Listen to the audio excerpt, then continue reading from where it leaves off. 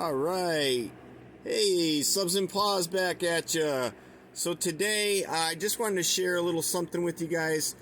So I've had to do a couple of speaker repairs. Nothing big, but like I had a couple of holes on here on my 13W6, which it probably needs a recone and a new surround anyways, but I'm trying to stretch the life of it. So in doing that, not to mention my cone started separating. I don't even know how it was. I was actually in my car demoing a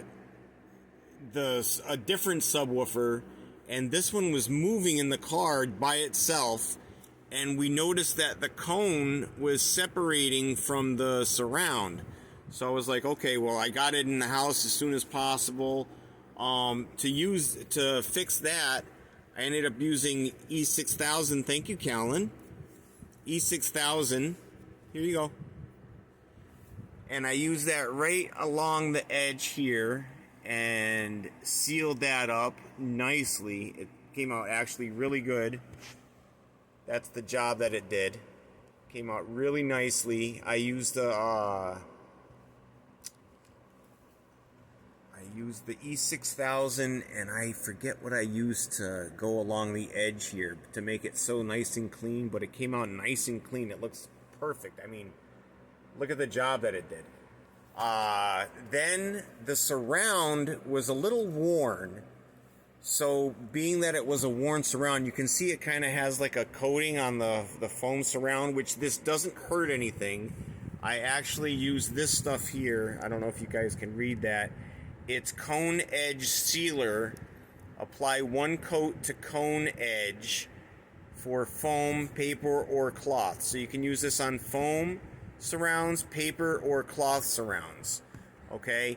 You can find this on eBay, Amazon, look on Google. And I use this all around the edge on here as a sealer, and it actually made the surround was almost like falling apart. It was kind of brittle, and right now it's brought it back to life even. I mean, it's so the difference is phenomenal. It's such a big difference. So now we're going to get back to these holes here. Now this was actually a hole you could see right through, and same with this one here. Now this one I had a little piece of it that I figured I could get back in there and kind of, because this was a much bigger hole than this one, but both were holes. So at first I used some E6000, and I put a couple of coats on it. It took a little while, but I put a couple of coats on and filled in the holes. And then to fill in the black, I got some Gorilla Epoxy, and they have this in a couple of different colors. But I got this in, it cures in black. You mix a white paste and a black paste, and it cures in black just like this. And that's actually what it's going to come out looking like. I just did this probably 15 minutes ago, and it's already dry. So this has now E6000. It has the cone edge sealer, and it has this Gorilla Epoxy on it now. So this is super strong here.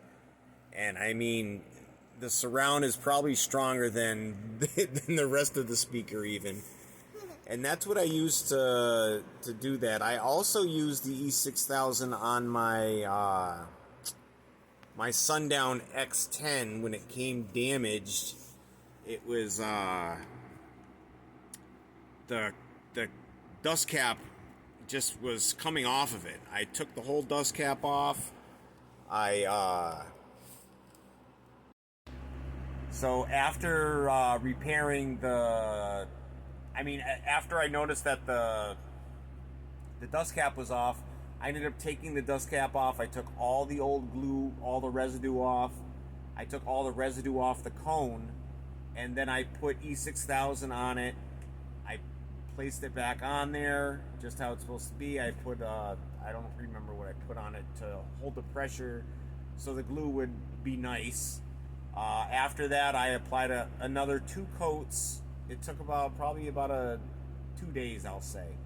And I let it take its time, let it set, let it rest. After the 2 days, I haven't had a single problem with it since. It hammers, the X10 hammers now, and I don't even consider the dust cap coming off at all anymore. So that's how you're going to repair a speaker. If you guys have any questions, comments, drop them down below. This will be on TikTok, Facebook, YouTube. I appreciate you guys watching. Thank you guys for your support. I'm going to have more giveaways on my YouTube channel, so make sure you guys get involved there. As always, guys, take care of yourselves and each other. Peace. Callan, where are you? Callan.